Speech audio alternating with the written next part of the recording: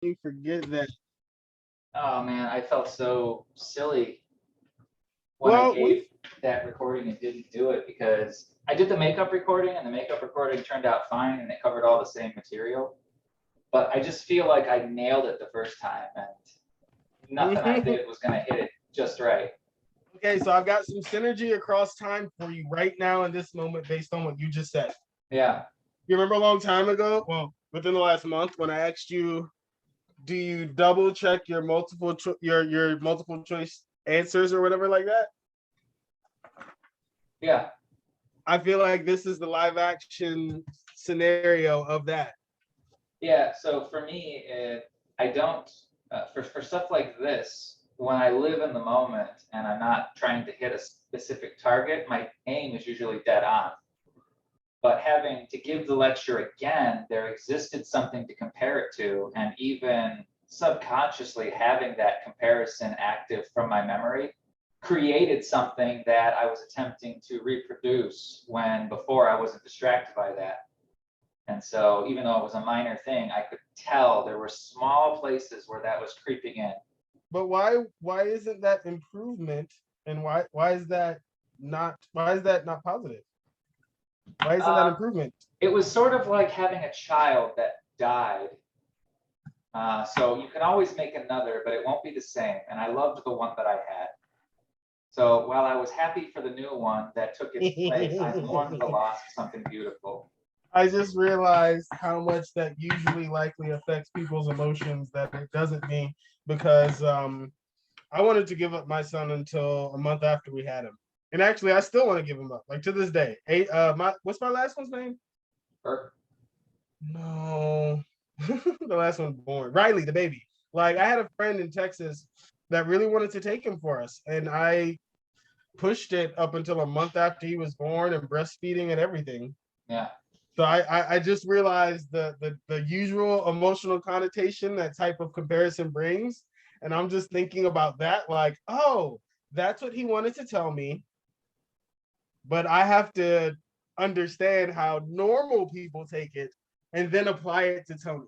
Like, okay, that's what he wanted to say. Okay, I I have could. to Well, I pretend was like I using a like this. translation that hit the same notes, but something that would be Well, more in well, well, Tony you language would be: you had your beat saved perfectly, and your power. It was arranged perfectly, but your power went out, and you had to start over. So you know you could reproduce it, but it might not be exactly the same because your creative spark will be different.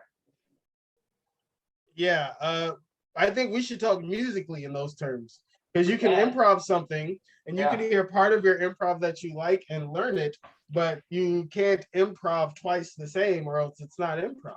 Well, correct. Yeah, it's that's a reproduction. So I'm gonna be. I gotta grab something real quick, top off my Um, my water, and then I'll get started on the lecture, which is the full potential of the emotional spectrum, which is gonna be a fun lecture for me. It's gonna I'm be a gonna little bit. use the bathroom, but I only have to do number one, so I'll be back soon. All right, all right.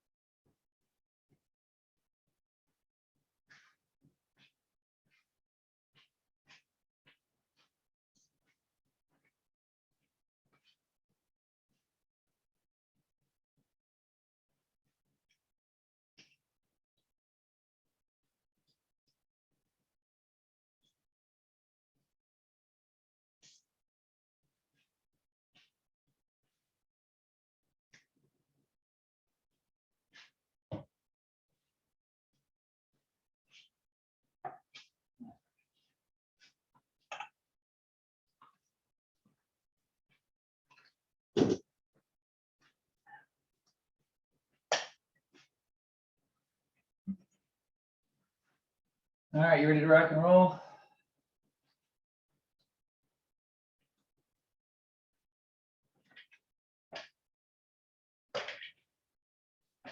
All I went to use my honey, and both of my honeys have crystallized because I haven't used them in so long. Does that ever happen to you? Not a big honey eater. Well, see, that's exactly why this happens. What I'm thinking is, if you've ever bought a thing of honey that you've had in the cabinet, that has likely happened. So, am I right? Have you ever bought? Are you in charge of grocery shopping? I'm not. Well, there you go. I've had honey in the house in the past, but it was always that little bear, and that little bear seems to resist getting dried out pretty good because it's not 100% real honey. Well, you think that, but I've got, well, there's so many bears. The Yeah. bear, I don't think is a copyright. So I've got Meyer brand Clover honey, and this sucker is not, no. What do you got to do? Heat it up, or is it just gone? You got to eat it as a solid. You gotta, you have to heat it and stir it and work with it if you really want it and love it. I imagine a lot of people would likely just get more. I feel like honey isn't a poor people product to begin with. So if you get it and it turns to that, I imagine it goes to the trash. I mean, I watched a documentary, not a documentary, a docu-series, and honey was one of the episodes. It was like the food thing on Netflix, and they covered about how honey from China is just awful. What? Honey from China is awful? It's cut. That's why it's cut with impurities.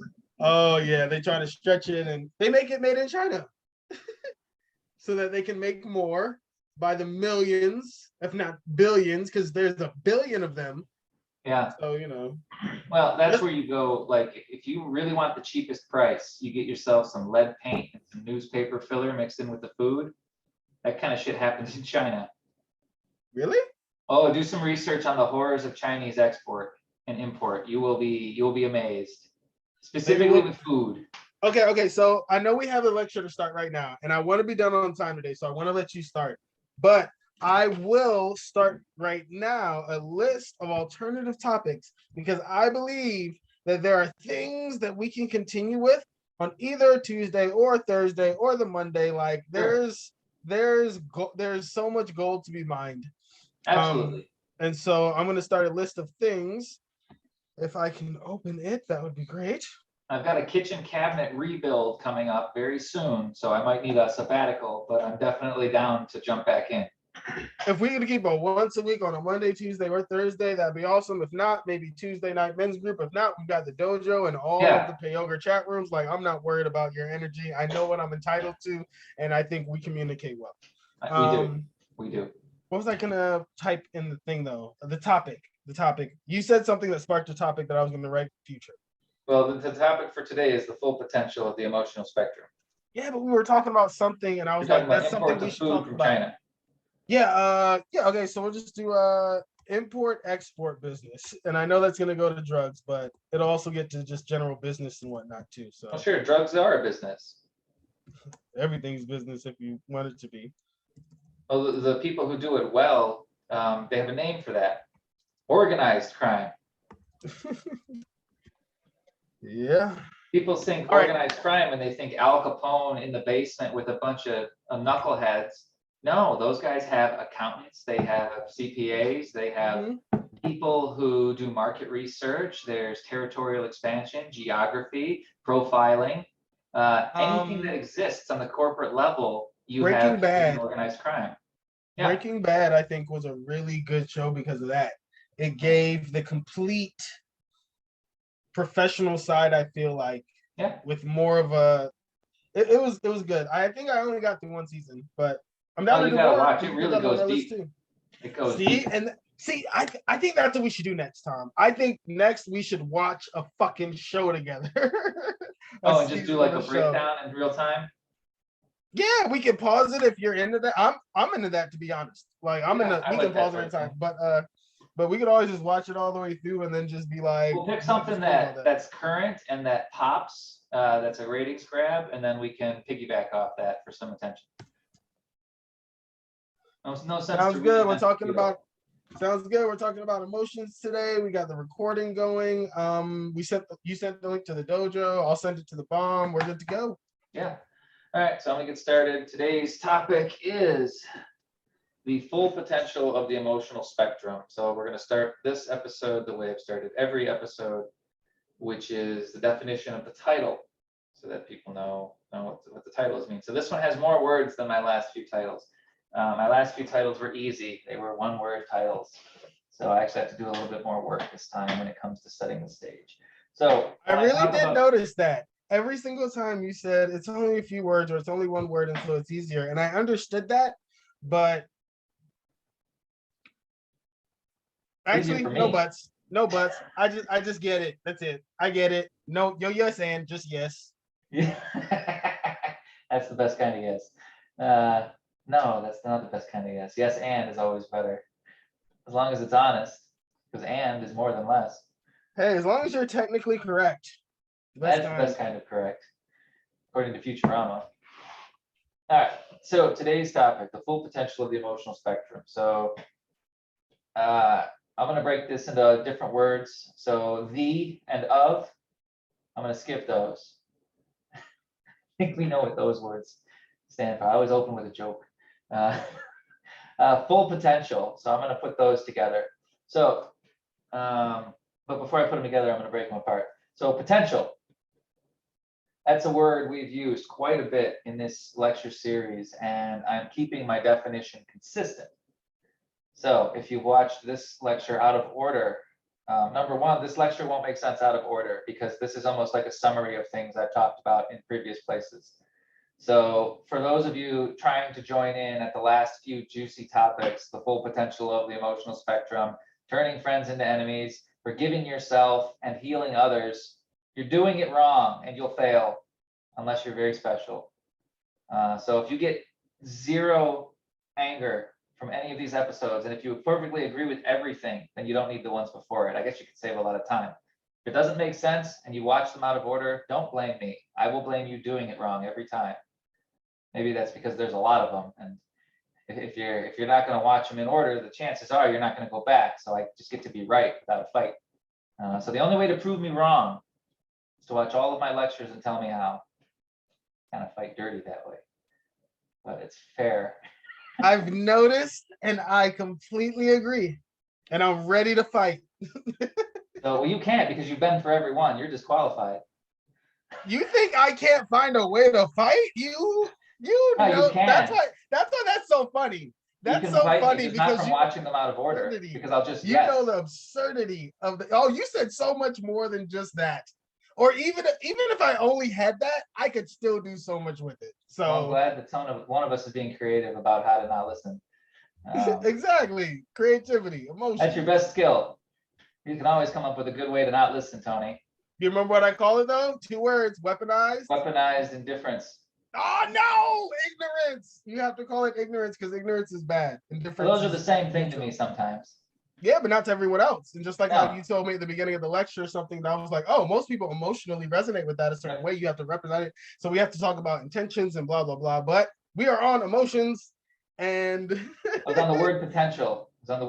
So I put my disclaimer out there for everybody who's doing it wrong. And if I wrote this course and I write the instructions, the only reason it's wrong is because I've defined it that way.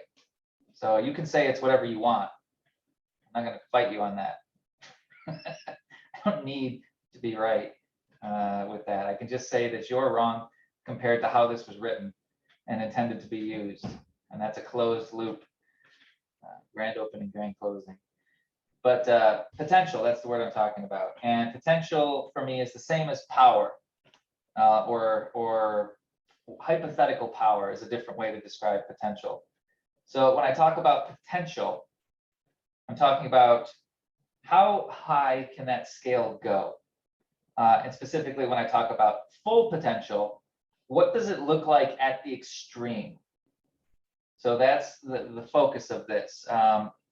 If you remember one of the other lectures on how to get 3 pieces of information from 1 piece of information, that was the theory of how to do this with anything. This lecture is using that technique and giving you possible extremes for each of these to kind of do with on your own. So it's sort of like doing the work, in-class exercise, as it were, with something that I feel has the potential to be specifically relevant to everybody's life, because everybody is stuck with these emotions in one form or another. And how we experience them determines how we see the world in many ways. So when I talk about the full potential of these emotions, I'm going to give each one two directions. And this will be incompatible for anybody who doesn't understand potential as being absent morality. So if certain emotions are just bad, too bad. You're fucking yourself by believing that. That's my opinion only. If that makes you angry, that proves me right. So, because I would say that it shouldn't make you angry if you understood the full potential of these emotions and you figure out how to turn it to good. I have an alternative. Well, can I get through my definition? Oh yeah, I just wanted to have one little point for you. Hey, we'll open the floor for questions momentarily, good sir. It's too easy to knock me off track. It was just another yes. It was a go on, preacher. All right, I love that. Thank you. I just get distracted too easily. It's not you, it's me. It's tough for me to focus in a straight line, and I'm doing it to describe a title which has more than one word. Potential. So yeah, that's the ability to see it at its extremes, positive and negative. And if you remember from past lectures, everything that exists at an extreme has a potential for good or bad, depending on how it's used. So it is not, is it good or bad? It is, when is it good and when is it bad? And how do you tell the difference? So that's what I'm going to go over with these emotions. So when I say full potential, that's it. So now when I say full potential, that's what I mean. Of the emotional spectrum. So emotional spectrum is the next thing I have to describe. Well, I've got an example of the emotional spectrum behind me. This is not a comprehensive human emotional spectrum if you wanted to go specific enough. Meaning there's always ways to do more. There's always ways to split a thing into more parts, as long as you are increasingly specific with what you are talking about when you do that. So, and we've covered that endlessly in just about every lecture. I've shown how to take a thing and split it into two different things, because that's how you figure new things out. Take a thing that looks the same and figure out how it's different from itself. That's where knowledge comes from at its core, really. So the emotional spectrum is just the broad overview. That's why I say the full potential of the emotional spectrum. It's everything. You're happy, you're sad, you're fear, you're surprised, you're disgusted. That label up there where it says bad, that's a bad label. It's bad in the sense that it's not really that specific. Like, look at this. Under bad, it has sleepy. Under bad, it has overwhelmed. Are you serious? Those things have the potential to be good as well as bad. So that. Unfortunately, we only get the first four: bored, busy, stressed, and tired. Yeah. Just so you know, we don't get the next one. All of those things are useful. All of those things are useful. It's not good or bad. It's when and how. So I'll go over that in a little bit.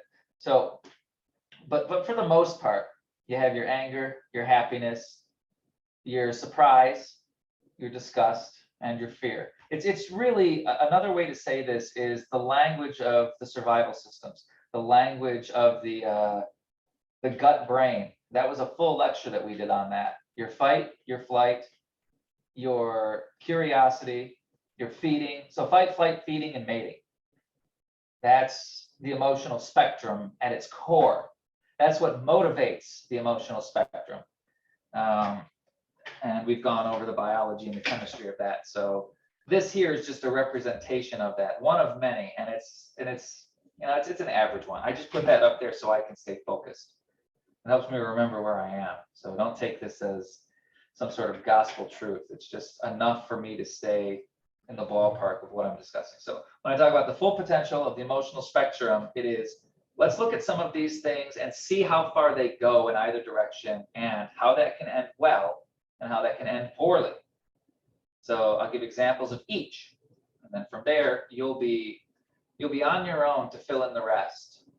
If this is something that interests you, visit the lecture on superposition, where I list that wave function spreadsheet.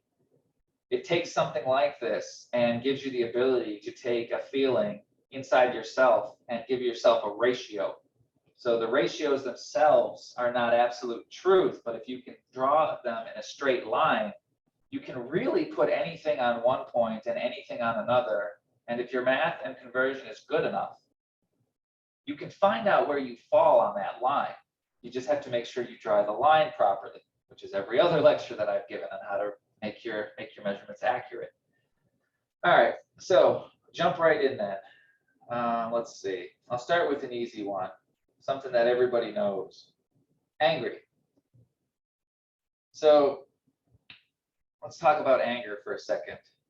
Define anger. Anger is an emotion you get when you want to destroy something. Anger is an emotion that you get when things are not right and it bothers you so much that all you can think about is how you wish it was different. To the point that not having it be different causes you physical stress. And that still would sound like depression. So specifically, that is when the fight response is powered by all of those things. So anger is a direction. Anger is a direction. If it was something else that wasn't negatively charged, anger would be excitement. And I use negatively charged, meaning polarity, not good or bad. So excitement and anger behave very much the same. The only thing that's different is when you're excited, you like the thing that's making you feel that way. And when you're angry, you don't like the thing that makes you feel that way. And that's a decision. Maybe it's a good one. I don't know. I haven't heard about what makes you angry. My theories of the self are correct. Most of the things that make us angry are things that make it impossible for us to ignore our own shortcomings in one way or another. Or they make us look at a part of ourselves that we find ugly by a reproduction of it. Like that person is just being a right asshole. And if I'm a right asshole, that's going to bother me. Especially if interacting with them makes it obvious. They bring out the worst in you. That's a different way to say that. So let's talk about anger. They've got some synonyms here, and I'm just going to read them. So all of these things live in anger, or they can. And so I'm going to talk about why I don't think this list is the best one, because it makes a lot of judgments on its own. So let down. Now that's, if you have problems with disappointment and you don't handle disappointment well, then when you are disappointed, you will be angry. Let down is a state of being. It's not it doesn't have to be a state of mind. It can be. Let down is a failed expectation. It has nothing to say whether or not that expectation was wise. So meaning you could be let down and not be angry about it. Humiliated. Again, humiliation is a kind of anger. So let me phrase these potentials as types of anger and explain how they could be as well. So you could be let down because somebody didn't follow through. So if you're let down because something didn't happen that you expected, one thing has happened that is certain amongst everything else that has happened to lead to that point. You measured your expectations wrong. If it was somebody else didn't do a thing, you measured that person wrong when you counted on them. If your life didn't turn out how you wanted because you didn't get the promotion, you measured your boss wrong. You measured your job wrong. You measured your social status wrong. Let down. So the anger doesn't come from not getting the thing. The anger comes from being too short-sighted to see it, and then the normal response would be to seek reasons why that wasn't your fault. And maybe it wasn't. Or maybe no reasonable person could have expected that. But guess what? That's still anger at the self for not being able to do it. You just have an unrealistic goal at that point. All right, so that's an example of how anger can live inside, let down, but it's really not going to stay there. But there's a different kind of thing though. So let's go next one. Humiliated. Oh, there's a lot of anger that hides there. But why? What sort of things deserve humiliation? You did a thing that was bad and public and made you look bad in a way that's hard to ignore. That's anger at the truth. So humiliation. Oh, that person humiliated you. How? Well, they made me look this way. How? Well, they said this thing. Well, why are you putting their words above yours? So the anger that hides in humiliation is a lack of powerful enough ego to ignore that your self-esteem shouldn't be damaged when it is. And you can't ignore the feeling. That's where the anger comes from. You can't run from that truth. So anger is usually when you can't get away from something. Or it makes something impossible you have to confront it. It's a confrontation that you didn't choose. Or it's a defeat that you didn't choose, or a battle that you didn't choose. So anger really, really lives inside of a lack of choice. And the anger comes from being told that the choice is there in a way that is very hard to disagree with. I'm humiliated. If only you could not feel that way. You can't, so you're stuck there, and it makes you mad. Go ahead. Do you watch Parks and Rec? I've seen the show. Well, anyway, Jerry, the person who gets humiliated on the show the most, left, and they tried to replace him with the doofus. And it was pointed out on that show that you can't embarrass the doofus because of several different reasons. But beyond the show, now moving into Tony's territory, I realized embarrassment is a choice. Sure is. Right after self-awareness, though, which not a lot of people have. So you got to avoid it. They don't like what you see. That's not self-awareness, though. No. You don't have to know you like it. You don't have to know you don't like it. You can avoid self-awareness because you know where it will lead. Yeah. But you'll feel where it's going to lead before you know, which is why you go away. Oh yeah, I can see feelings navigating people would struggle with that. Yeah, so I'm agreeing with you and adding to it. Yeah, I can see that perspective for sure. Yeah. But you just hit on humiliated, and that's something that really resonates is the choice aspect. You went to anger and the root choice aspect of it, and I was gonna ask a question then, and I don't know if it'll derail it or not, but part of what it relates to me the most is saying I usually say time is a paradise, not a prison. And one of my friends says everything is a paradise. When I'm talking to Christians, I say all things are working for my good. When I talk to my energy workers, I say all energy is useful. Now, I think all of those topics have the exact same vibe and the exact same feel as you are putting out when you feel the way you do about bad, or labeling things as negative, or emotions as negative. Yeah. Your justification for not labeling them as negative are the exact same opposite justifications I see for not labeling them as positive.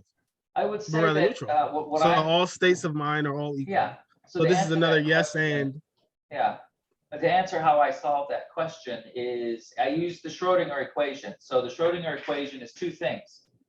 And it's a conversion matrix, which is why it's two things, and which is why it's also one thing.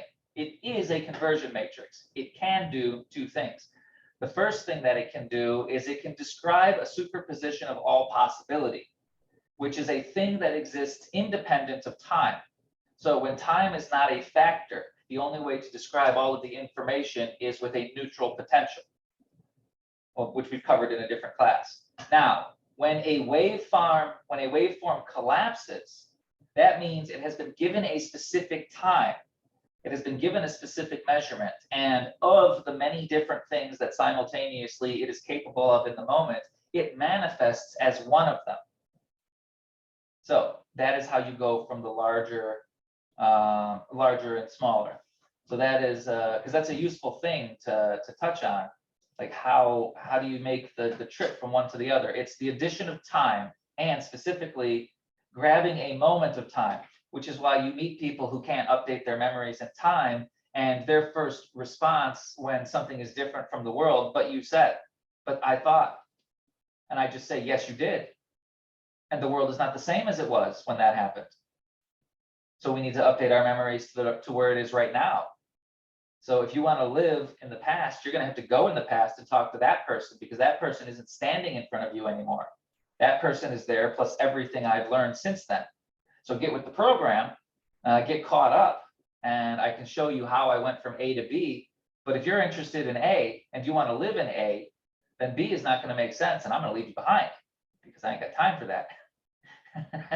Because I am moving. I don't like to stop. I don't bring people with me against their will. But man, I can't sit still for very long either. So let's keep going. Bitter.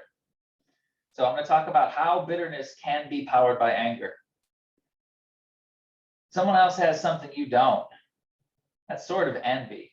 But bitter is just you hate everything about something.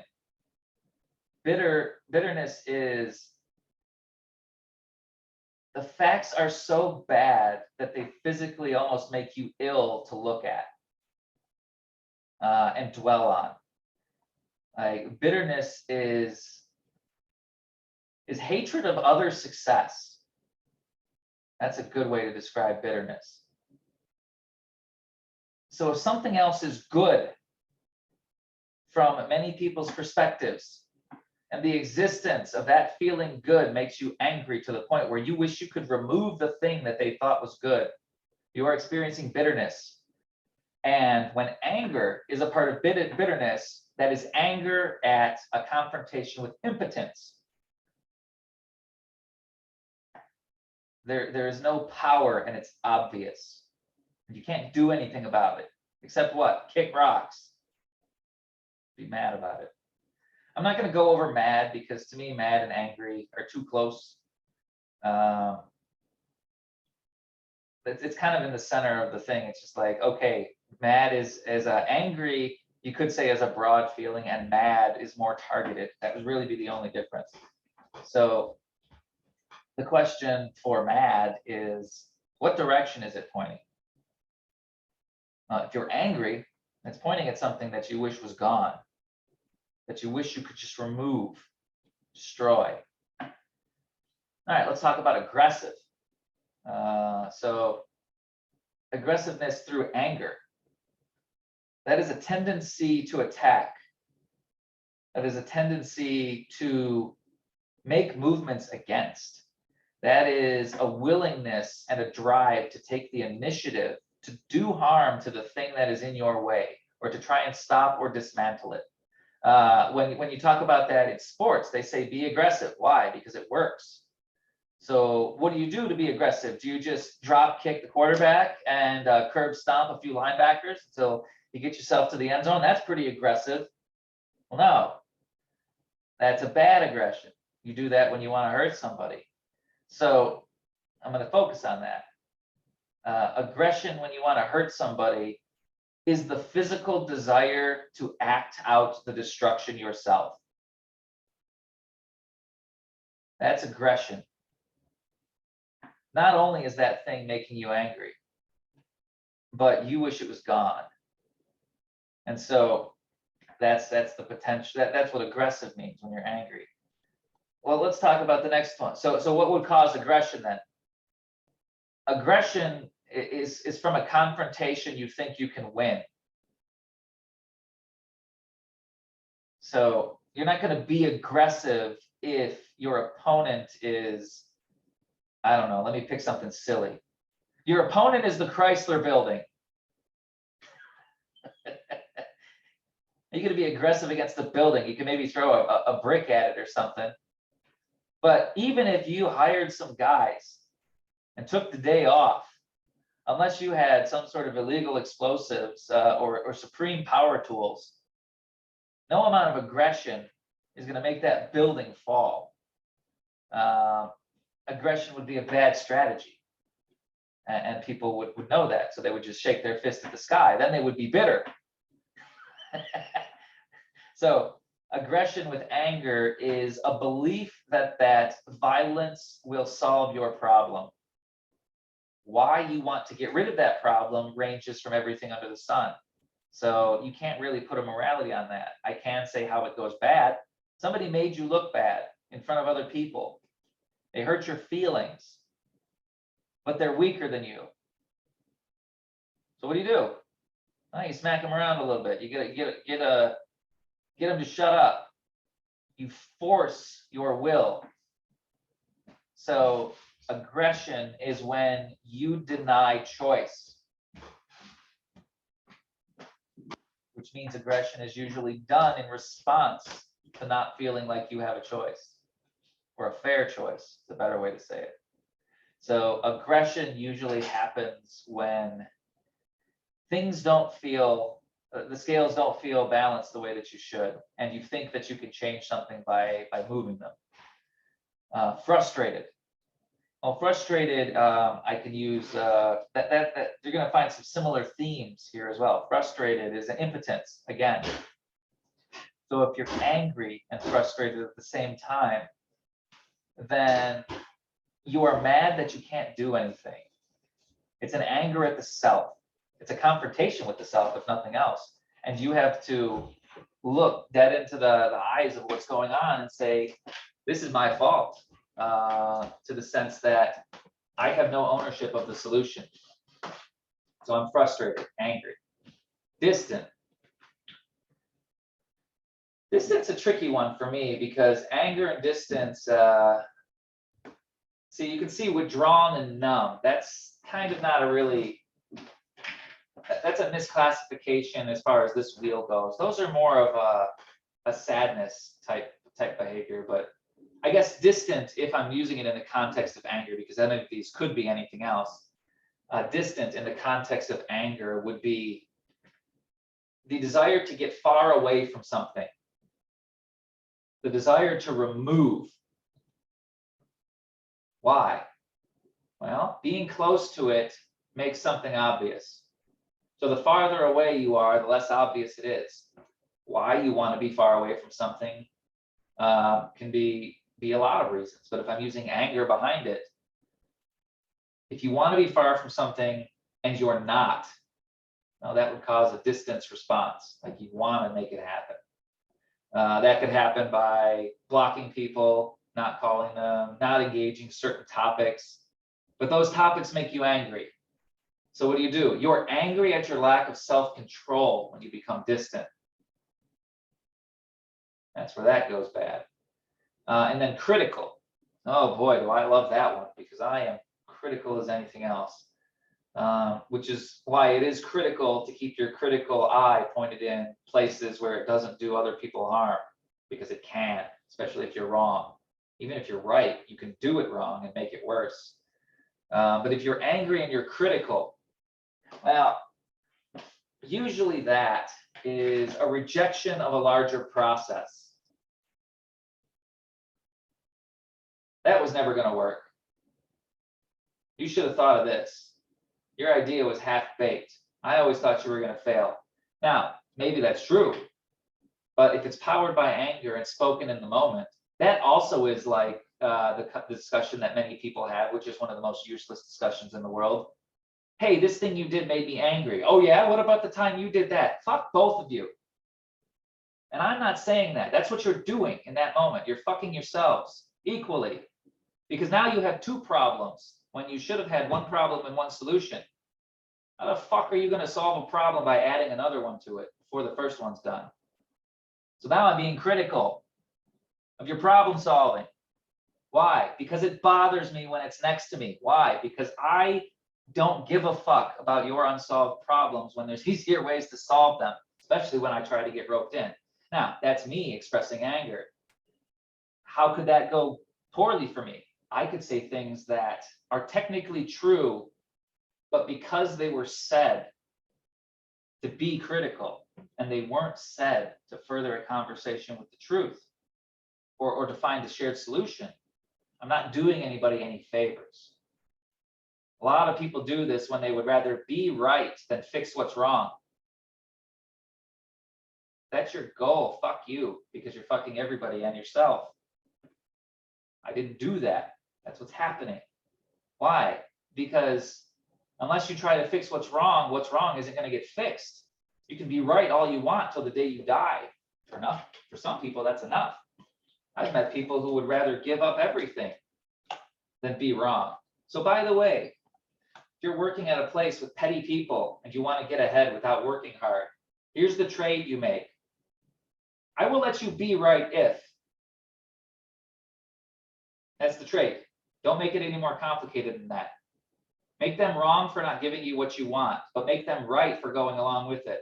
You will be surprised how many times people will trade a useless collection of words to pad their ego for something of actual value. And if you're wise with the things that you ask for, and you don't ask for too much, and you don't ask for more than you can handle, you will slowly get ahead. So that's a little useful tip about that. So that's anger. So I talked about how anger can go bad. Let's talk about how anger can go well. And I'm going to just do fast examples for all of these because I want to get through as much as I can. When you are critical, if you are critical of something that will hurt people, if it's not fixed, that's a good use of critical. It's appropriate to be angry if the person you're being critical of is digging in.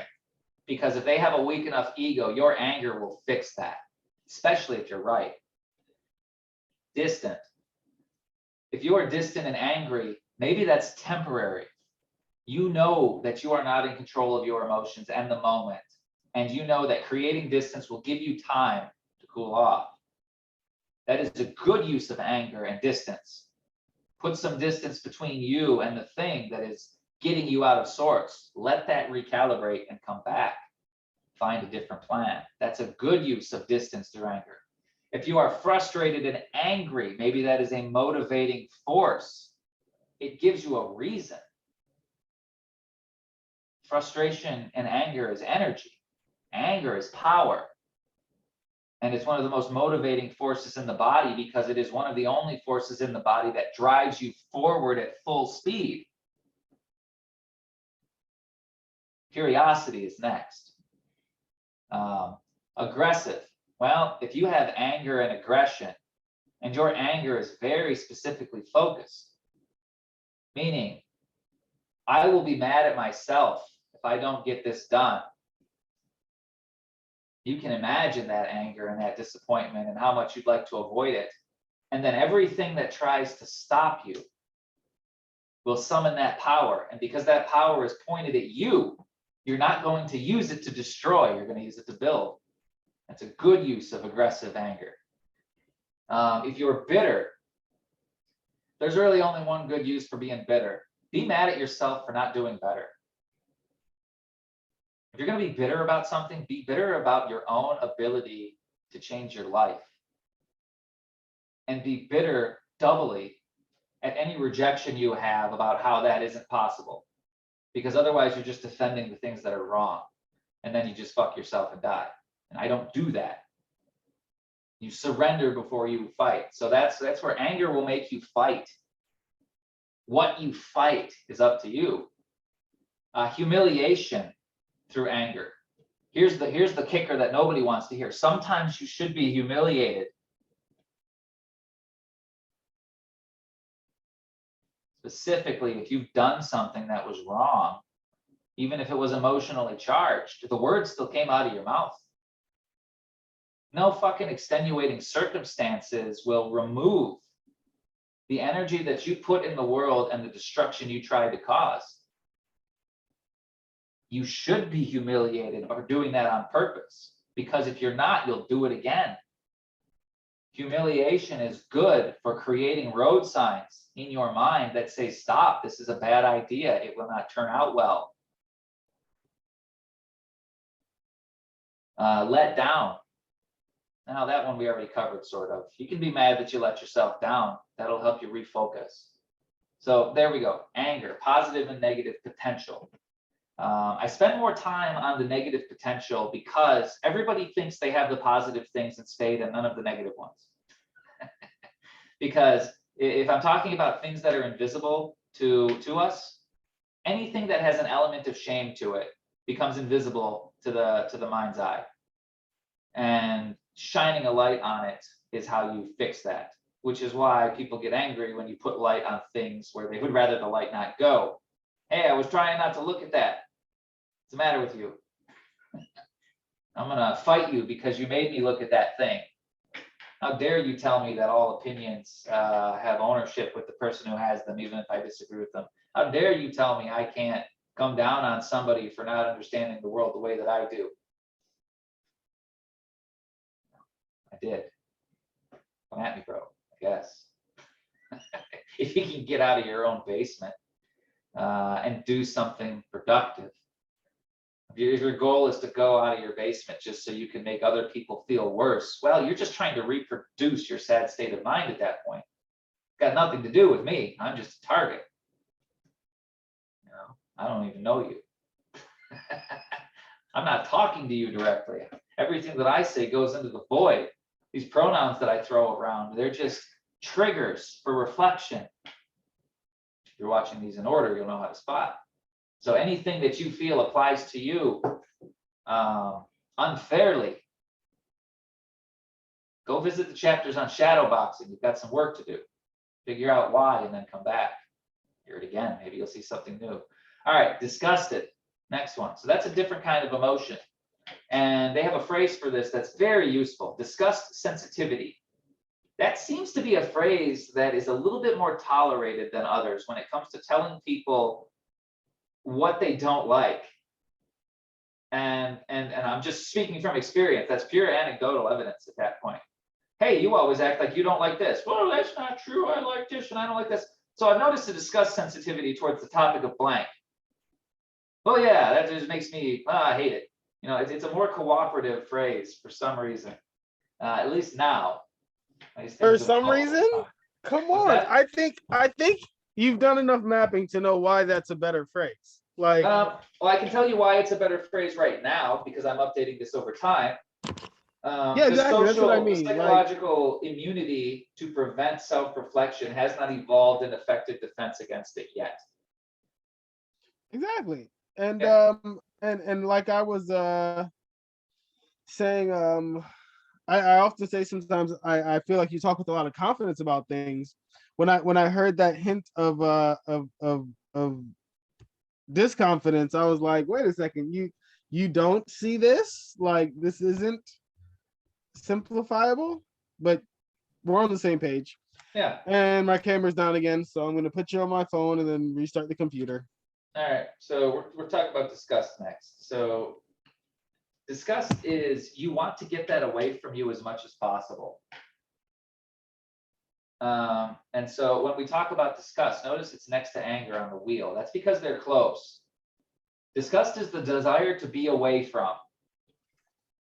And if you can't be away from it, or if its very existence makes you feel like it shouldn't exist, now that ties with anger pretty good. We call that a disgust sensitivity.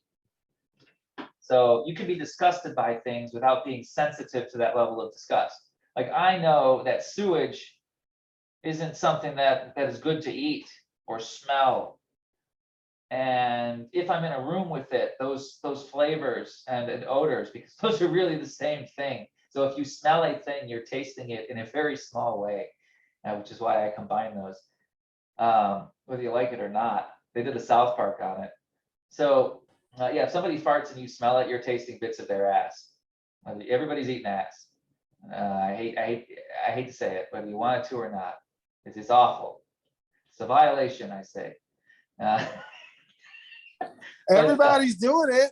It's a party. Everybody's doing it. Everybody's doing it. So here's some potential explorations of disgusted. So when I talk about disgusted in general, you can be disgusted by something for a good reason. It's got a biological mechanism, all right? physically you'll become disgusted with many things that would make you ill if you tried to eat them or put them next to your body. You will throw things up that might poison you if they weren't so disgusting you couldn't keep them down. And there's contests that people have as to how far they can suppress this urge, fear factor, and the like, or they do these challenges on Survivor. Eat the weird thing. We know it won't kill you, but your body will think it will. So they kind of stretch that. And so when I say disgust, or for example, and this one is a tough one to swallow for some people, but it's true if you look historically. Smallpox in the Native American population. Well, they didn't have immunity because they hadn't seen those people. Sometimes a distrust of people who are from places that are very far away will do things that you might not recognize, which are evolutionarily whatever, however you believe that works. It's a type of hidden wisdom where these people have had different things happen to them, and some of those things might be fatal to me, which would produce not a disgust with these people, but an aversion, which is a low level of disgust, a suspicion, which is a low level of disgust, distrust, which is a low level of disgust, that sort of thing. It's a spectrum, you see. So that's where disgust can save your life, literally. Now, here's where disgust can go wrong. I'm so disgusted by that person. No, that's not enough information. Why are you disgusted by that person? Well, that person murdered someone in cold blood and they were proud of it. Okay, maybe it's okay to be disgusted by that person. Their motivations were bad and you wish people weren't like that. That's a good use of disgust, in my opinion. That person's skin is different than me and they vote the wrong way. I'm disgusted by them, can't even live in the same house. Or some people might say, those women with penises, they're disgusting to me. With their feminine beards and such. Well, they're disgusted by the lack of a womb. Okay, is that helpful? Probably not. Now, if those people decide to do something to other people that you find distasteful, that crosses a boundary from them to someone else, that's a different story. But you could be disgusted with action, but just for somebody's identity, well, that's the same thing as just labeling an emotion good or bad. So that's disgust in broad terms. And in fact, so I have time to hit on all of these. I'm going to go across the wheel and do the broad ones and then come back and do some of the little ones as well. Because I won't have time if I go down the whole, I won't get through the whole middle ring. Fearful. I talked about fear a lot. And in this lecture, I've talked about the positive aspects of fear a lot, simply because fear induces the flight response. Fear makes the assumption to get away. So that's what fear is. I don't like this. I don't want to be next to it. I wish this wasn't happening next to me. I don't have control. That's fear. Something bad's going to happen and I can't stop it. That's fear. So fear at its heart is a recognition of a lack of control, a lack of agency. Fear of death. You can't control that. That's going to happen. Fear of intimacy. Well, that's a different kind of death. The death of privacy. A death of secrecy. I can't reveal that much about you. I'll never go back to the way I was before. A fear of being seen. That's a fear of intimacy right there. So anyways, when I talk about fear, when is fear useful? Fear is useful when you legitimately don't know what's going on. Because most of the time when you don't know what's going on, getting away from it, at least physically, is a good strategy for survival. I don't know what's with all these drums and this chanting and those darts that are sticking out of the trees over there. And there's a body over there, and I hear some rustling in the leaves. Well, maybe fear is a good idea, because whoever put those darts in that trees and left that body on the floor might not ask too many questions about you before they put a bunch of darts at you and you end up on the floor. So yeah, you should be scared and run. Get out of there. But let's talk about, so that's when fear can be good. Fear is good when it helps you avoid obvious physical danger. Now, where does fear go? So what is the function of fear in that moment? It's to keep you alive. All right. And that's a very specific goal that fear has. Fear's goal is not to make you grow. Fear's goal is so you can live to fight another day. Now, that doesn't mean there are very specific ways you can use fear to grow while you live and fight another day. So that's why I've talked about the positive aspects of fear so much. So let's talk about fear in a positive light. Well, let me finish the negative first. So when fear is there, it really depends how long it sticks around as to how dangerous it can be over time. If fear is just for a moment, which, by the way, is the proper unit of measurement for the best use of fear, it's very, very little. It's like a seasoning. All right. If you put your whole dish in there, you might as well just unscrew the cap and put the spice jar right in your mouth. And you're doing the same thing to your mind with fear if you do that, which is why so many minds are poisoned right now with the way information is spread, because fear forms addiction.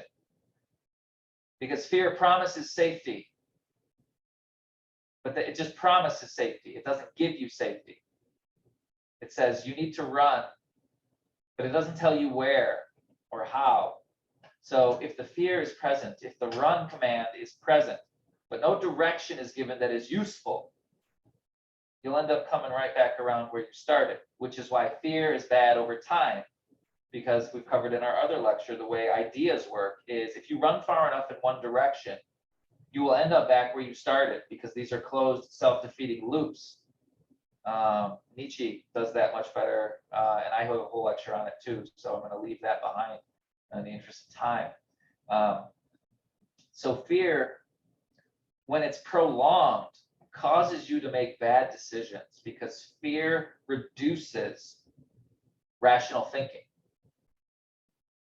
So you have to remember, fear and disgust both trigger that part of the brain where I want to get away from this thing. And in both of those instances, your brain is not working at full power. Why? Because those feelings are strong. You're not as strong as they are. It's a different system. It's chemically assisted. You have to understand what those chemicals mean if you're going to have a shot. But overpowering it by force, that doesn't work. For any type of emotion, by the way. Force doesn't help you understand emotions. It helps you understand how those emotions will hurt you. It'll do that all day long, which is how I learned how these emotions can help me. I just made them hurt me so much that eventually they'd stop running out of ways to hurt myself. And I said, no, if I look at it from this way, I could actually do it this way, and none of it would hurt at all. All the points were the same. I had just been measuring them in a stupid direction as far as saving myself pain goes. That's everybody, I think, on one level or another. So anyways, so a positive use for fear. Fear tells you what you don't understand every time. If you understand it, it's not fear. If you think you understand it, and being told you don't understand it, well, that's a fear of being wrong. What about pain? What about pain? No pain, no gain. I can like pain. Yeah, but you can also fear pain with good reason. Sure you can. And understand why and how and everything about. So why does pain hurt? Pain hurts because of the fear, though. If you can calm yourself down in the moment, your pain goes away like that. I'm not the guy to come up with that, but I'll be damned if I didn't learn how to use it. You can go from pain to zero in one moment if you can achieve instantaneous, sufficient calm.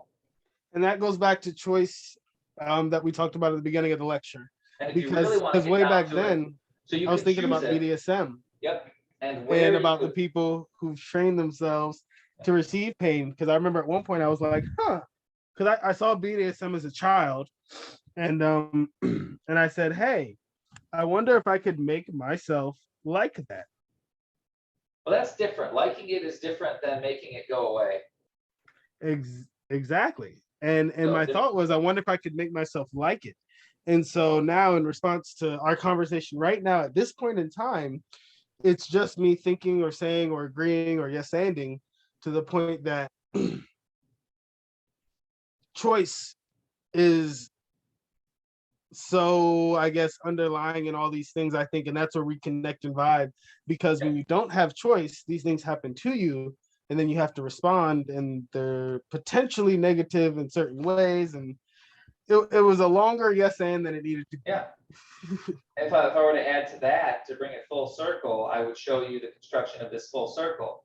So watch what all of these emotions do. They meet at the center at a single point. That point is choice.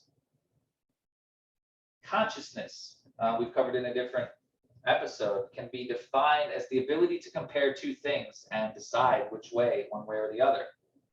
So that is why circles and center points and all of these things keep coming up as recurring themes, because the variable is always you. Once you go down a specific line, you've made one choice. I'm on that line. Well, what you do from there, you can still go forward, backward, left, right, up, down. But if you say, once I'm here, well, you've made a choice. Once I'm here, which is a choice you've made that you're here, and you say, I'm here, which means you have no power to change it. Okay, well, then you've made your decision.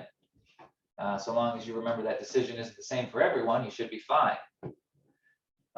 So the positive aspects of fear can make you know that something is wrong in a way that you don't understand. So really fear comes with the unknown. Like, it's going to hurt. You don't know how much. You don't know when. You don't know if it's going to be as bad as you thought it was. You're just afraid of your reaction to it. Why? Because you don't know how to react to it. Why? Because you run from the reaction every time. What does that mean? If you run from something every time it happens, you're never going to understand it. You're going to understand how to run away from it. But until you go through it and you can dismantle it from the inside, you don't understand it. You only understand that to be in it is bad. Well, that's a judgment. And that's an elimination of potential, which we covered at the beginning of the thing. So you're really splitting your potential in half anytime you make a judgment call that exists for all time, which is why I think it's a stupid thing to do, because sometimes you're going to need the half of that potential you've ignored. And let me tell you something, trying to build it from leftover parts is not impossible, but it's hard. And it's even harder to get right. And anybody who knows the right way to do it will see how badly you're doing it wrong. In science, they have a term called efficiency. And I don't mean just the general term, no, not efficiency, complexity. Complexity is a function of efficiency. So they have a theory about efficiency and complexity, which means that if two experiments get to the same point, they have equal effectiveness. If one of those paths is 100 steps and a different one of those paths is 5, the complexity of the one with 5 steps is much lower than the complexity of the one with 100. The thing is, if you know those 100 steps from that very inefficient process, you actually know a collection of 5 steps that you can chop up in 100 different ways, going down that line. So you have all of the links in the chain, so that the usefulness of it, the truth of it, is not lost. The relationships from one step to the next is not lost or invalidated, but it is not the fastest path to the goal. That's how math theorems work, by the way. They'll prove these things with pages and pages and pages of verifications and measurements and tests and assumptions that can be checked and double checked. And they write these things down and they double check them with data to make sure they match, et cetera, et cetera. And then finally they arrive at some sort of elegant thing that says, because I knew how to do these 500 steps on all of these pages using all of these different kinds of math, I can say with certainty that this thing, which is very different from these other things, is tied together in a very specific way. That's complexity. So that's also a superposition, meaning you can say E equals MC squared. Do you know what you say? Bless you, Tony. 3 times, 4 times. All right, that is evil leaving his body right there. So when you have E equals MC squared, that is so elegant, but it describes everything. Everything. Energy and mass. And the speed of light, by the way, is the reference point by which they both oscillate. So it's the constant, the thing that doesn't change. Energy and mass can change because something about them does not, which is the speed of light. That's one way to think about it. So anyways, we've covered enough on fear. I'm going to skip bad because I'm not going to waste any time on bad. Other than to say that if you assume something is bad, unless you have the information of when it is good, you're missing half the picture. So I'm going to replace bad with stress. That's a type of emotion because most of these words there seem to work. And stressed is even on the wheel. Or overwhelmed. There's another good one. Let's use, because that one's also down there. All of those are kind of the same thing. So stressed means you are facing a limitation of the self and you are trying to power through. That is a version of stress. You are aware that something is slowing you down in ways that do not stop you, but you can obviously tell are diminishing your potential to move in the direction you have chosen. That doesn't mean your direction is wise. That doesn't mean your choice is wise, but you can feel stressed that it's not working. So let's talk about the good uses of stress. If you have a time-sensitive thing, let's really make it time-sensitive. The reactor's going to explode. You're at a nuclear power plant, and if it goes, you're taking out yourself and half of a city. If you're not stressed, there's something wrong with you. Because if you run out of time, things can go very wrong. So stress is a focusing agent, all right?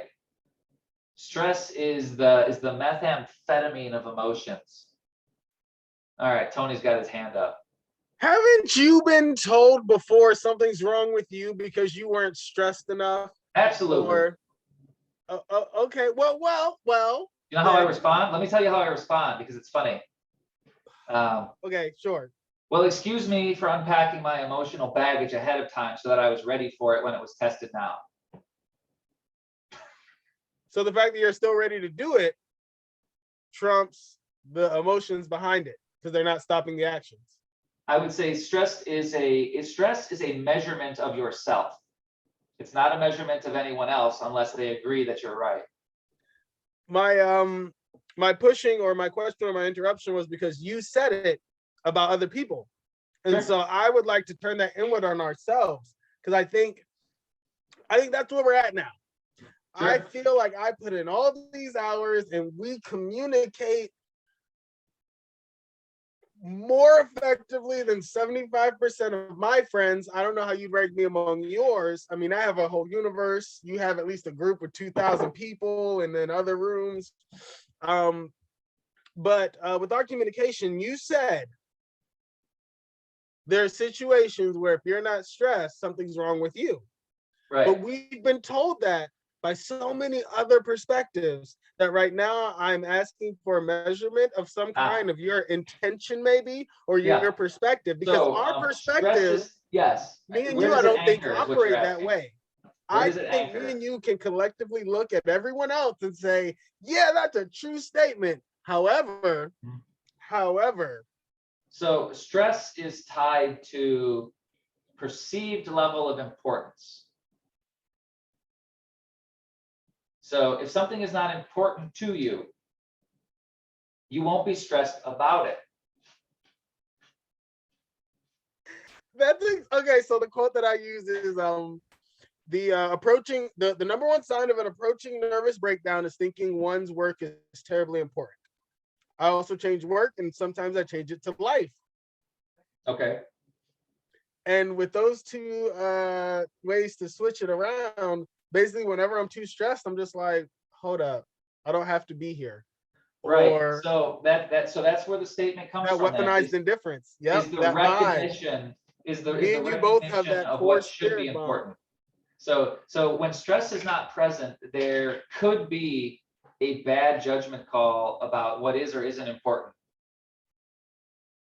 I'm not stressed that these people might die. Everybody got to go sometime. For example, so if there is a situation where you should care if it goes wrong, and it might, then if you don't have stress, something's wrong You with just you. made an ethical basis. I sure did, because I say that But that I line don't has to be drawn think somewhere. I don't think you can make one on science or logic or emotion, because life, I think we agree, isn't a necessity. Yeah, The word need is relative. correct. And so there is but when, nothing, I no, think, no, for so that's us, a good thing. not Where for does everyone Tom else in the anchor it world, all? Where not does for Tom everyone anchor else in the all of it? world, but for us, I don't think you can justify that. Like No, I saying, can justify it. I can justify a point that I believe should contain the center of relevance. And I can back that up by saying, when I make things the center, when I make this point the center of my judgment, things seem to turn out well. And I'm not the first person to make this specific judgment about that point of relevance. It's been around since religion has existed.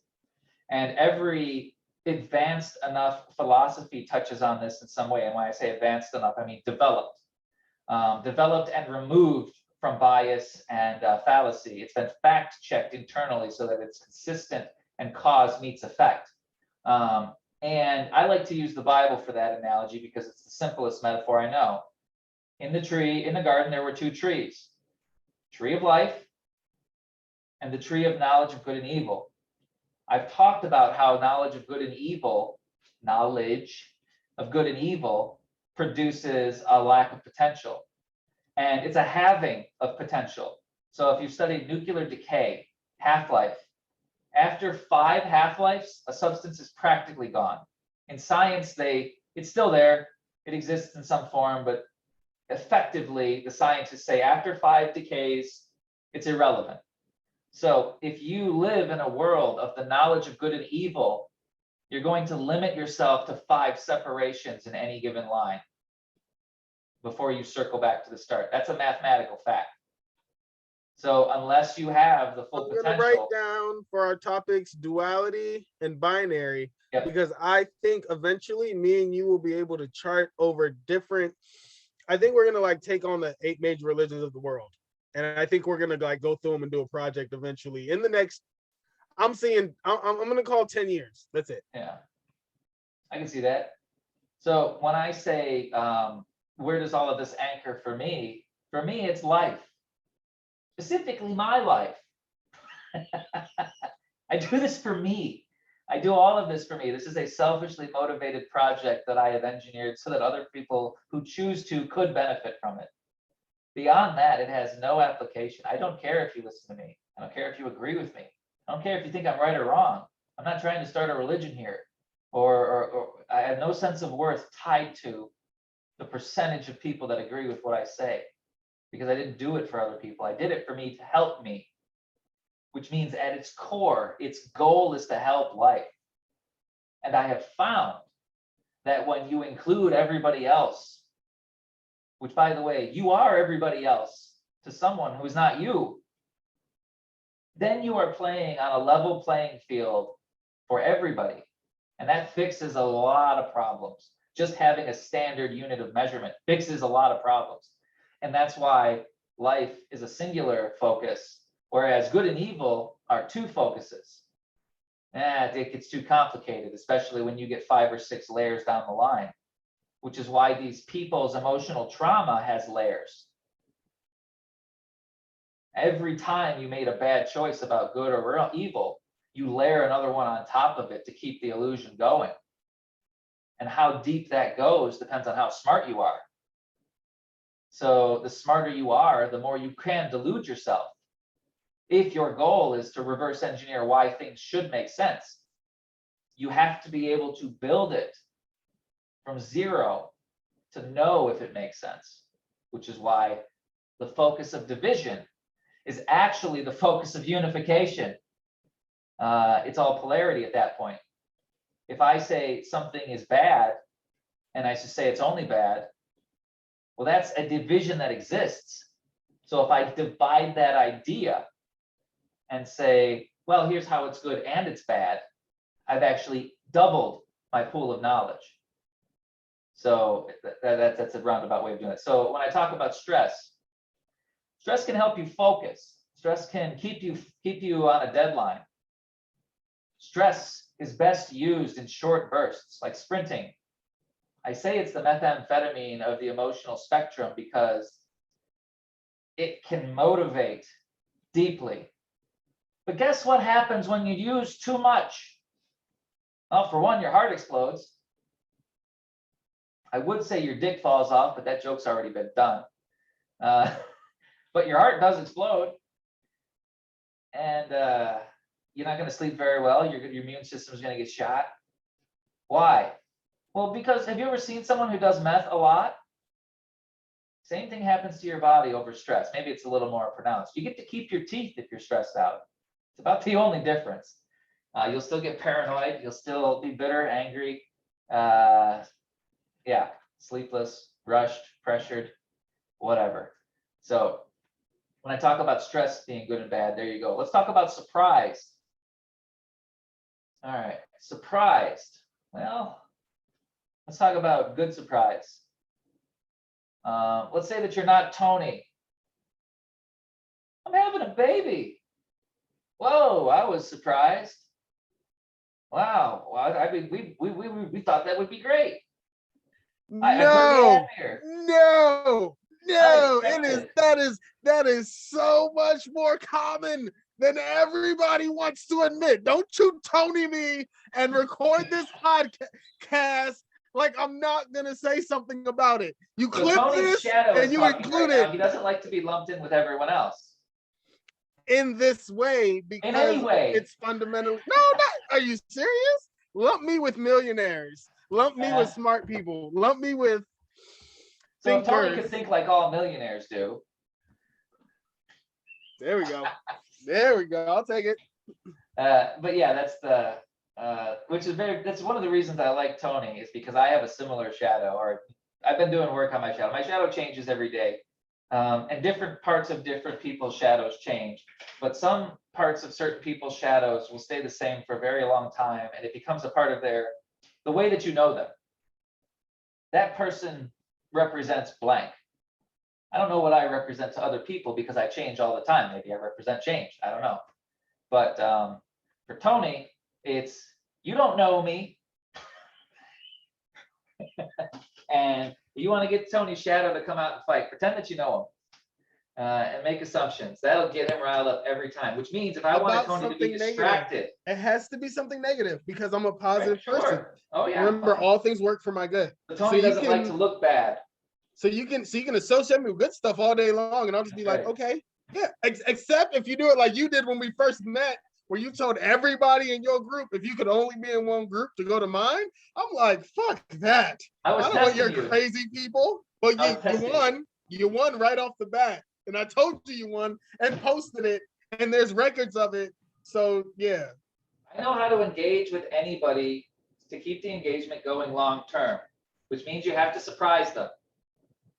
Because here's the thing, surprise and fear come from the same place. Surprise and fear both live in the unknown. But surprise is when you're happy about the unknown. And you're interested in the unknown. And fear is when you don't like the unknown. So a lot of people like to be surprised. Some people have a disgust sensitivity with surprise. That one's tough because they're not mad about being surprised. They're mad that they couldn't control their emotional transition. and the surprise made that impossible to ignore. Those people usually think it's funny when other people get surprised. That's how you can tell who has that. By the way, generally speaking, it's a quick rule. You find somebody who laughs when other people are surprised or scared, you'll find a person who doesn't like to be surprised or scared. Usually. Try it. Try that at home. Try it on your friends. Be safe. Oh, I plan to. I plan to. So when I talk about good surprised and bad surprised, well, good surprised could be being surprised just makes you open up, you know? Any confrontation with the unknown is a breeding ground for choice. Because the only place you're going to find choices you already don't know about is in the unknown. It's just using words that divide things the way they do. Known and unknown, choice, you have to know something, a choice to take it. And if you don't know it's a choice, you won't. So when people are encountering a choice they didn't know existed, and it makes them happy, that is surprise. When somebody encounters a choice they didn't know existed and it makes them angry, that causes fear. Or you can throw in the dot, like when it makes them feel unsafe, threatened, triggers the flight response. That's fear. So surprise is more of a curiosity thing. Well, let's talk about how that can go bad.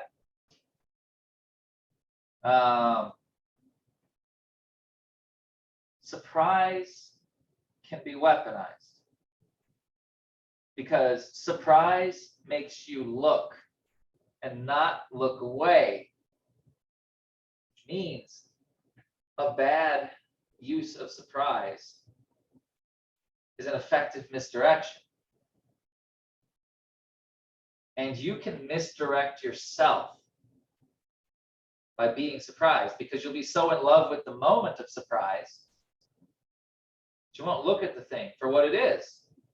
I'll tell you why, because once you understand the thing that surprised you, it won't surprise you anymore, which means you'll be making that good feeling go away. Now, how people respond to surprise, well, surprise is almost a state of existence. Surprise is a recognition of a moment. From there, you've got a lot of choices. Did that surprise make me angry? Did that surprise make me fearful? The only thing about surprise that makes it different from other things is that is when the test begins. That's when the pop quiz starts. It's unannounced. So how well you are able to change yourself to meet the situation will be measured by your ability to successfully navigate surprise. All right, let's get to the next one. I got 2 left for 15 minutes. I think I can do it. Happy. Happy is an easy one because a lot of people understand all of the good parts about being happy. Oh, I feel confident. I'm proud of myself. I feel everything is right with the world. I wouldn't change a thing. This pleases me. I feel like I could be just at peace. The world is a great place. Like I'm happy with. So happiness is not wanting to change your surroundings to the point where your surroundings cause you to feel serenity and calm or elation. All right. Anything that you associate with a positive feeling, you will throw in the happy pile, which makes happy a weird place. Because you can be happy to be surprised. You can be happy to be stressed. You can be happy to be angry. You can be happy to be disgusted. Because all of those are rationalizations. Happiness is a rationalization. Happiness is a decision about where a thing goes. Which means if you put good things in the pile that makes happy, and I use good things when I reference that which is good for life, that which causes you and other types of life to get along and prosper in ways that don't hurt either of you, in ways that help you meet your full potential in whatever direction you think is wise. That is a definition of what gives happiness its power. So the positive parts of happiness are like, we understand those. We like to be happy. It makes us better people. Whether or not we make better decisions when we're happy, that's different. But we are one of the best versions of ourselves when we are happy. You want an example of this? Go to a hospital and go to the go to the trauma unit and find two people with the same injury. Find one of them who's in pain and find one of them who's high on opiates. One of them will be happier than the other. One of them will be more likely to yell at you than the other. One of them will be more likely to tell you to go away than the other. So, but you're high on opiates. Okay, fine. Maybe you had an injury. Great. Well, I just want to be happy all the time. Great. So just do opiates till you die. You'll be happy right to that last moment till you're puking your guts out. You won't be happy. The only way to chase opiates to a happy death is to take them all at once. And don't do that because you'll die.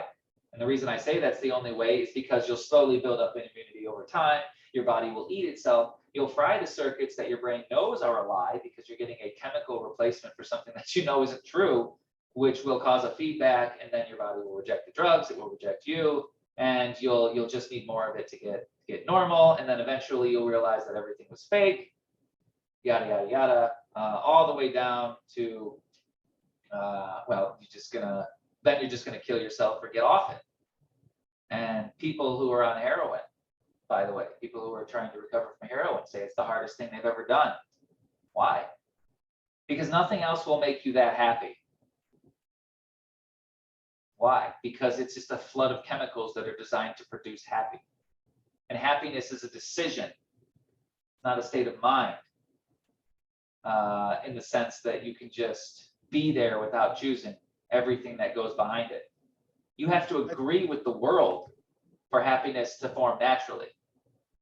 So happiness is when you agree with everything that's going on.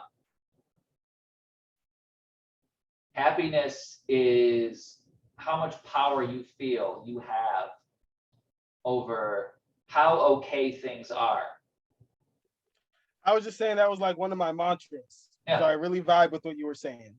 So when I say good happy and bad happy, the reason that you're happy has a lot to do with how happiness can go good or bad. If you were happy that someone else got hurt, you're really feeding anger. And if anger gives you happiness, it's also giving you anger too, which means that those chemicals mix and they interact, and that cycle of addiction is hard because now you associate anger with happiness. Good luck unfucking that puppy without knowing what's going on. That's a bed that you can't unshit easily. You got to change the sheets. So finally, sadness. Now let's talk about sadness. Sadness is when something is gone that you wanted not to be gone. Something is missing that you don't have and you don't know how to get it. Something has been taken. Something is not present that you feel is important and you are impotent to get it. Impotent to the point that it doesn't even matter if you try. So sadness is impotence minus motivation. That's where sadness really comes from. You're powerless and you don't have no recourse. That is sadness, which by the way is where depression lives. So I've talked about depression and how to cure depression, and everyone who says depression can't be cured, fuck you until you die because you're choosing to defend your depression and you'll fuck yourself till you die. I don't make that happen. I just recognize it.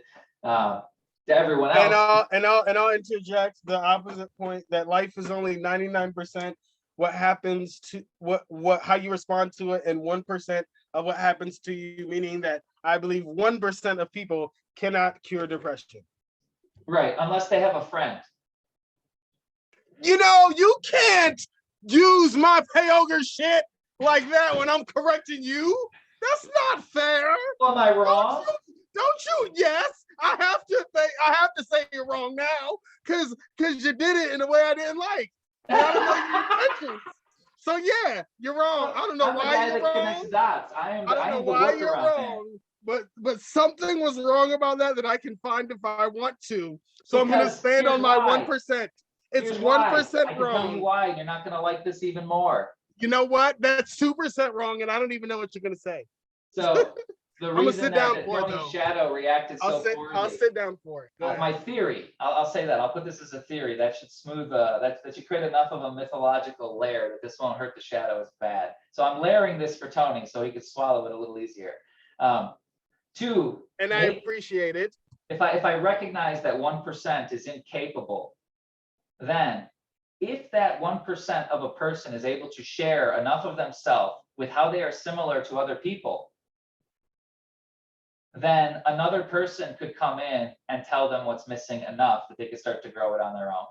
That would require trust, revelation, shared empathy. That doesn't work because we're talking about axes and dimensions here. We're talking about axes and dimensions here.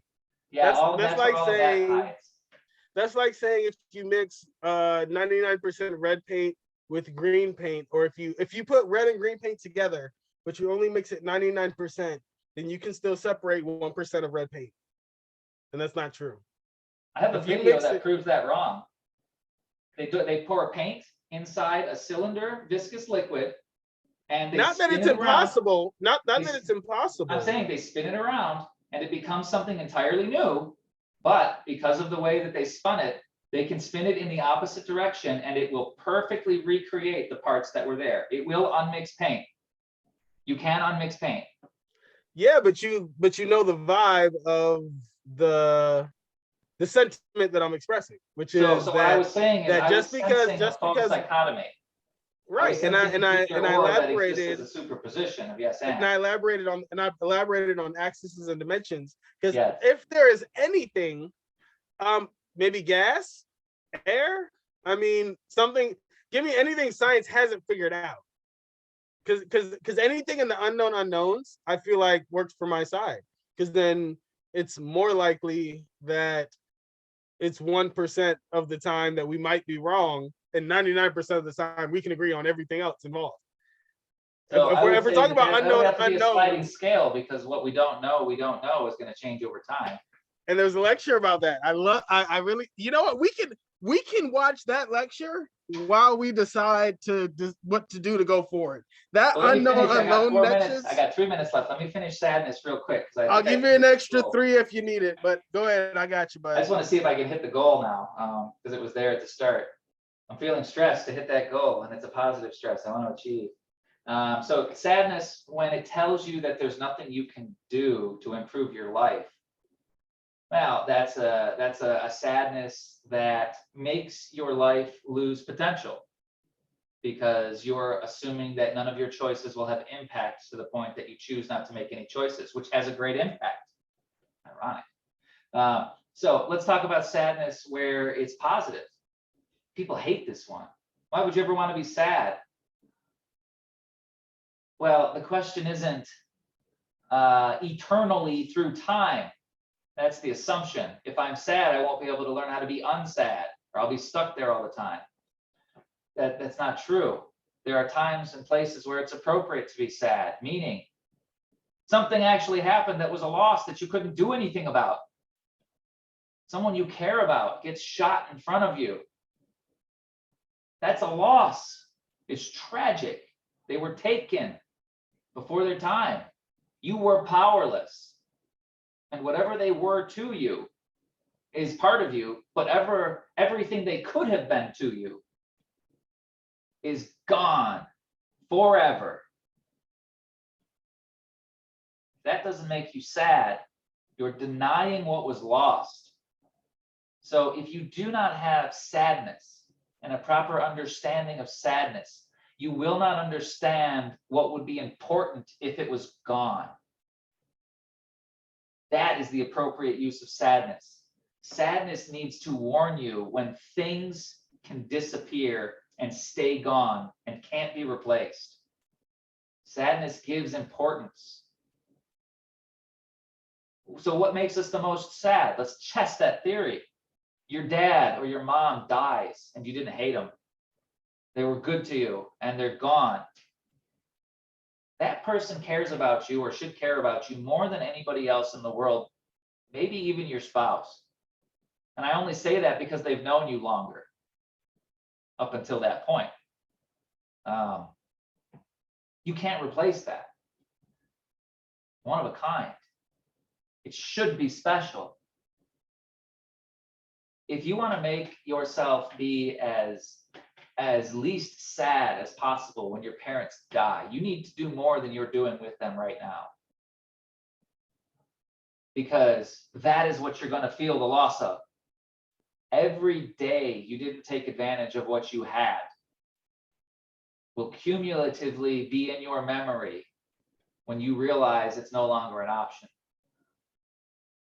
So sadness gives perspective on how to appropriately measure loss.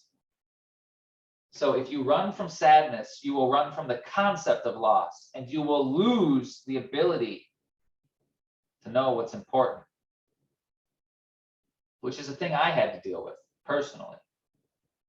I didn't want to be sad. I was sad a lot, and it wasn't my choice because I was powerless. I was in a situation I was too small to get out of. I had big, giant person smacking me around. What am I going to do? I don't know any better. I felt that loss every day. The loss of my ability to be myself. The loss of my ability to grow as a person. Do I still feel sad about that? No, because that's not true anymore. I've updated my memories over time, which is the appropriate response to sadness in the past. If you were sad in the past and that thing that you were sad about is gone, if you want to make that sadness go away, you have to relive it until you understand why. And try to replace what was gone, or at least accept what you can and can't do. That's the best you're going to do for sadness. But if you carry your past sadness with you into the future, it's because you're running from it. And the only way to carry sadness is to run from it. So if you're afraid of sadness, you will run from sadness without understanding it. If you are angry at sadness, you will attack the things that make you sad. If you are happy about your sadness, you'll figure out a way to love the part of you is sad and to make that a part of yourself that makes your life happy, because happiness is the choice that you layer over things after they're done. So that's the full potential of the emotional spectrum. And I like it that I went deeper into anger, because that's one of the most natural emotions. That is the strongest of emotions, by the way. It is the strongest emotion to go in a direction. Everything else disperses over time. It's like gravity. Anger is like a laser beam. Anger is like a laser beam. Everything else is sort of like gravity. It creates a field, but anger will focus. Anger will point. So I think that I'm going to have a list of topics to talk about, and I'm going to send you the list of topics to be refined after every time. Maybe Okay. I'll refine it to 10, and you can refine it down to 5, and we can work out a system where we see what we want to go further on. But anger being first, and the way you talked about it as a negative. When Negative I did potential. interact this time, during this lecture, most of the time it was because I wanted to identify that main part of communication that I usually come back to, which is perspective. I wanted to identify that me and you identify as different than what you're actually talking about right now. Yeah. And I felt that way very, very strongly about anger. Like everything you said about anger, I'm just like, yeah, but we both know that's not true. I mean, but it's true. So I'm talking about anger in the sense of what happens when it's targeted. It's not a problem at all. I was just, having a powwow. Let me unify it for you then. Okay, cool. Anger, bring anger and happiness should function the same way. So I usually compare anxiety and excitement, the roller coaster going up versus the doctor, about to drill your teeth or whatever. For me, when I'm about to get on stage to perform, it's always the roller coaster going up. When I have an audition, a job interview, anytime somebody is scheduled to give me time, I try to make sure I feel like that to produce whatever it is, the best that I can produce. So do those two emotions work the same way? The two we're comparing it to are what again? So when I look at anger and how to integrate it so that Anger it and goes, happiness. There we go. I was going to say, yes, anger and happiness have the same functionality of integration.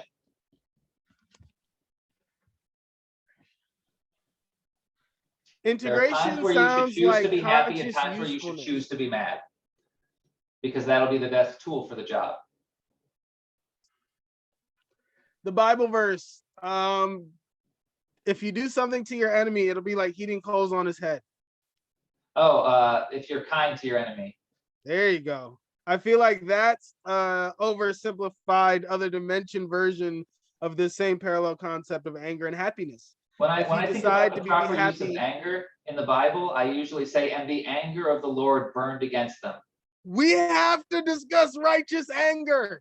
Like I know that's the problem. That's the thing. Like, see, the word in front of it makes all the difference. Exactly. Because righteous anger. It's so subjective. Sure. So where are you going to anchor it to? Life. Righteous sounds like justified. If you anchor it to life, you're safe. If you anchor it to life, you're safe. If you anchor it to your subjective decisions of good and evil, that paves the road to hell, according to the Bible. And by many people I've seen try to tell me what is good and bad. Hello, Nazi Germany, eugenics, Donald Trump, and Joe Biden. All of you telling me what's good and what's bad, you're just causing people to suffer. Yeah, I think I hit everybody. Did I compare Donald Trump and Joe Biden to Nazi Germany? Absolutely, because they all use the same weapons, anger and fear, and disgust sensitivity. So fuck all of you for trying to tell me they're different until you die. Why? Because you're fucking yourself until you die. I just pointed out, I don't make it happen. Which is going to be my catchphrase because I think it's appropriate. I don't care if you do it either. Like, hey, there's 7 billion people right now. You think I got time to fix everybody? I have barely got time to fix myself. Your job is you, if you feel you need any. But if you want to fuck yourself till you die, hey, there's all sorts of places where you can do that. You could pay to do that. You could pay for the privilege to streamline it. More power to you at that point. Just stay out of my life. All right, Tony, you got anything? I'm good. I enjoyed it. I'll see you Thursday. All right, there's 3 left. The next one, what was the next one? I'm not sure. Posted it in the chat. My memory always blank. I can look it up real quick because I want to have a record of it here so I can edit that. I'll look it up. All right, the dojo. Scrolling up. Oh, we have a new person. Oh, there we go. Forgiveness of the self. I like that one. The only people who are going to hate the forgiveness of the self lecture are people who don't know how to forgive people who do things they don't like. People who don't know the difference between forgiveness and acceptance are going to have a hard time with the next lecture. Everyone else, well, it's how you're going to learn how to accept yourself. So I hope you forgive me for teaching you how to accept yourself by telling you have to be able to love things that you don't like. All right. You already know. I'm looking forward to it. All right. Well, thanks for watching, and I'll see you next time. All right. I love you, Tom. Love you, brother. See ya.